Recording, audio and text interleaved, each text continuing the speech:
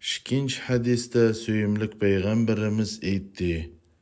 İttaqullaha fi salati ve ma meleket eymanukum.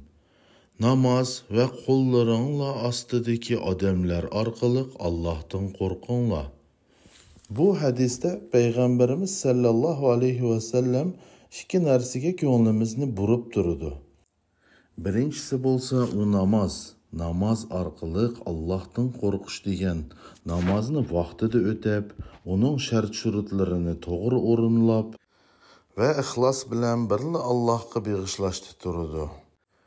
İkincisi bo'lsa u qo'l ostidagi odamlarning haqqini berish orqali Alloh taolodan qo'rqish. O xususan qullar to'g'risida aytilgan gap.